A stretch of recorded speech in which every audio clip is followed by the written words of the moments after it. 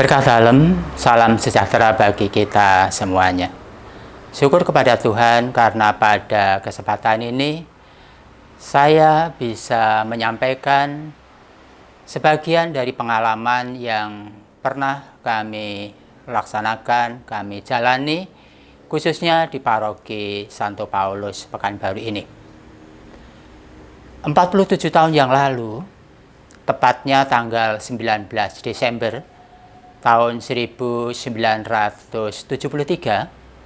saya menginjakkan kaki yang pertama di Pekanbaru. Rumah nomor 99 di Jalan Teratai, yang merupakan Wisma Guru Putra, disitulah saya pertama kali tinggal. Wisma Guru Putra termasuk di Kring 5, Paroki Santa Maria. Saya beberapa tahun tinggal di Paroki Santa Maria.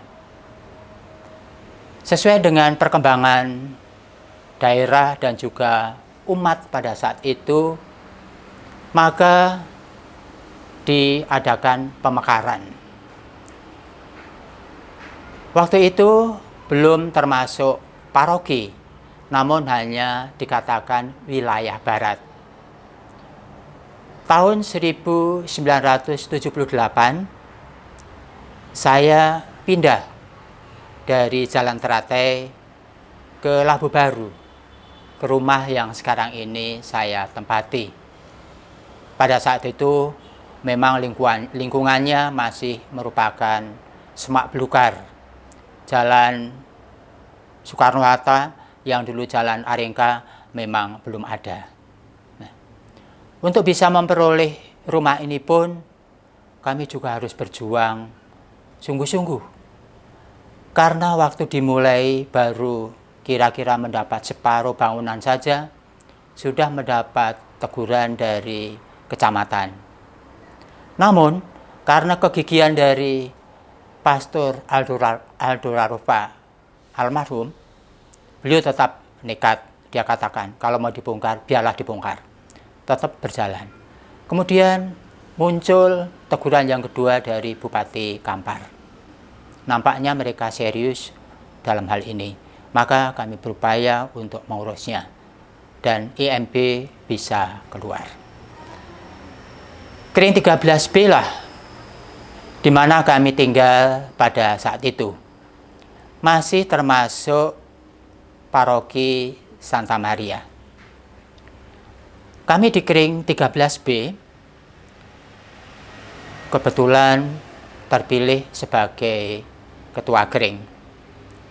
Menyadari bahwa pada saat itu Jalan Durian sampai ke ujung ini masih lumpur, masih jalan tanah, sehingga umat Katolik yang ada di sekitar sini agak kesulitan untuk ke gereja Santa Maria. Apalagi alat transportasi umum bisa dikatakan hampir tidak ada. Nah, kami bersama kawan-kawan, waktu itu ada Pak Tinambunan, yaitu Profesor Dr. Tinambunan almarhum, kami coba berjuang. Bagaimana supaya bisa memberikan pelayanan kepada umat yang ada di wilayah sini. Waktu itu SD Santa Maria II sudah mulai dirintis. Ada 3 ruang, meskipun masih dibuat atau terbuat dari papan. Nah, disitulah setiap hari Minggu kami melaksanakan ibadat sabda. Berjalannya waktu, kemudian pada tahun 1999, Bapak Uskup mengeluarkan SK bahwa Santa Maria, Paroki Santa Maria, sudah saatnya untuk dimekarkan. Nah, mulai tahun itulah dimekarkan dan kemudian berdirilah Paroki Santo Paulus. Memakai nama Santo Paulus sebetulnya itu diambil dari asal mula, yaitu Kring Santo Paulus. Jadi disitulah makanya dipakai kata Santo Paulus. Nah, pada saat itu saya kebetulan juga dipercaya sebagai ketua stasi, karena waktu itu istilahnya masih masih stasi, jadi ketua stasi. Ya, kami berusaha untuk memberikan pelayanan semampu kami. Memang di sana sini pasti belum bisa memenuhi harapan dari umat di stasi pusat ini. Baru setelah terbentuk Dewan Paroki, ya, stasi kemudian diubah menjadi wilayah pusat. Ya, wilayah pusat dengan struktur organisasinya, Dewan Parokinya, cara lengkap dan seksi-seksinya. Nah, waktu itu saya juga dipercaya untuk menangani bidang seksi katekese. Ya. Kebetulan sampai 2 periode. Saya sangat bersyukur bisa terlibat khususnya dalam bidang seksi katekese. Karena disitulah sebetulnya saya banyak belajar yang selama ini saya belum begitu paham. Meskipun saya sebagai ketua seksi, tetapi saya juga terjun langsung, yaitu ikut mengajar permandian bayi, komuni, krisma. Dan kebetulan setelah 2 periode saya sebagai seksi katekese dipilih menjadi seksi keluarga. Nah, disitulah saya menjadi seakan-akan menjadi lengkap yang selama ini saya belum tahu, akhirnya menjadi tahu bagaimana sebetulnya sebagai keluarga yang baik itu. Jadi sebagai pengurus atau sebagai pelayan, ternyata banyak sekali manfaatnya kalau itu dilaksanakan memang dengan sepenuh hati. Dan itu saya coba rasakan betul-betul bahwa itulah Tuhan beri kepada saya, sehingga saya banyak mendapat pelajaran dari situ. Memang selama saya menjalani tugas ada hal-hal yang bisa dikatakan tak terlupakan. Salah satu diantaranya yaitu waktu akan diadakan permandian bayi. Semua sudah siap, hari Sabtu sudah siap, tetapi hari Minggu pelaksanaannya ternyata ada seorang pastor yang bertugas pada saat itu tidak mau sama sekali mempermandikan anak itu. Kami sampai sekarang, sampai detik ini memang tidak tahu apa sebetulnya masalahnya. Waktu itu kami tanya langsung kepada beliau, kepada pastor itu, tapi justru beliau mengatakan, oh, kalau kamu bertanya tentang itu, maaf, saya tidak bisa menjawab. Ya udahlah, tidak masalah bagi saya. Pasti ada pemikiran yang baik bagi pastor. Nah, pada saat itu, kebetulan ada permandian di Santa Maria. Maka kami coba menghubungi Santa Maria. Dan dari Santa Maria mau menerima anak-anak yang akan dipermandikan. Sehingga bisa berjalan. Nah, itu. Kemudian pengalaman lain, yaitu yang akhir-akhir ini, saya diminta lagi oleh Ketua Kering untuk menjadi prodiakon. Untuk periode kedua, saya menjawab, maaf ya Pak ya, saya tidak sanggup lagi, tidak bisa lagi. Karena saya merasa kurang mampu, kurang bisa melaksanakan tugas dengan baik. Itu saya sampaikan tepatnya tanggal 25 Juni tahun ini. Tetapi setelah saya mengatakan itu, ternyata saya gelisah. Sampai malam saya nggak bisa tidur.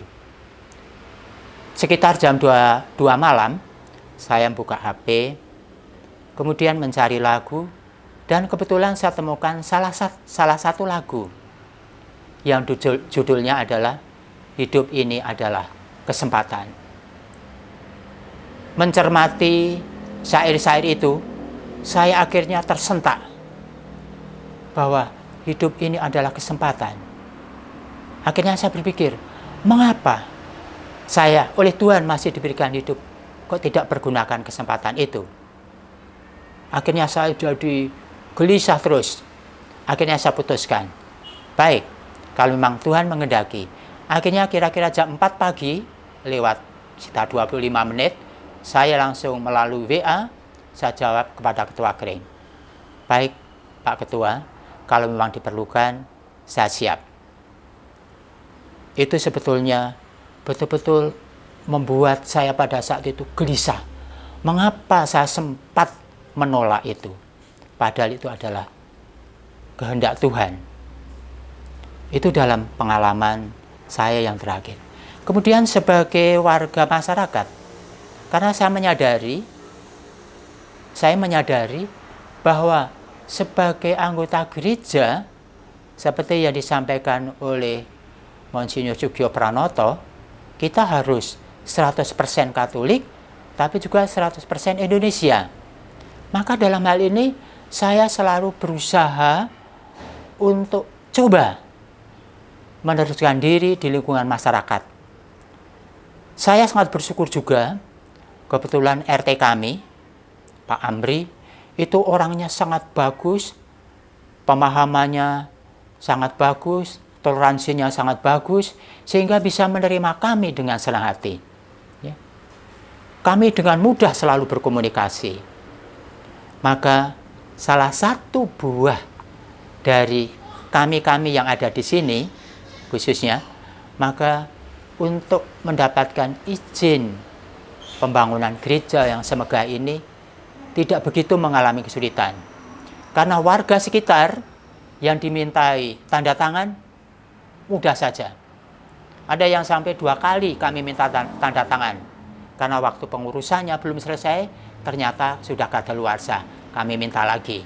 Mereka dengan senang hati melayani itu. Ya meskipun pada awalnya ada juga 2-3 orang dari tempat lain yang menyatakan tidak setuju. Gitu.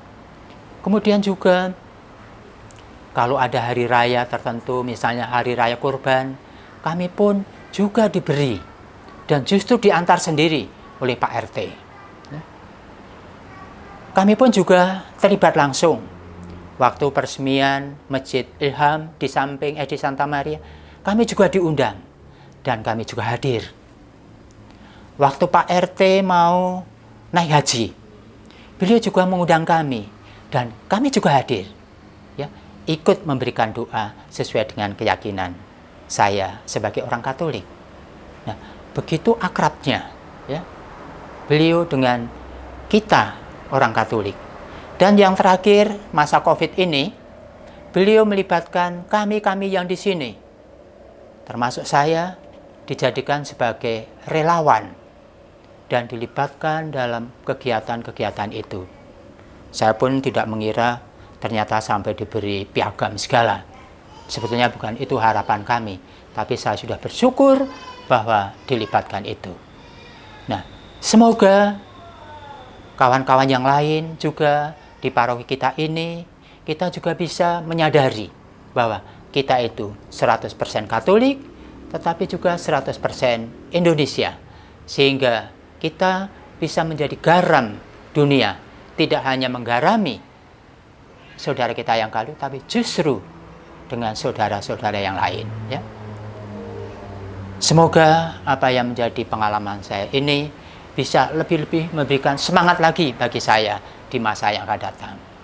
Saya juga mohon maaf apabila ada kekurangan dalam pelayanan kami selama bersama Bapak Ibu di Paroki Santo Paulus ini. Sekian, terima kasih. Kasih Kristus mendorong kita. Amin.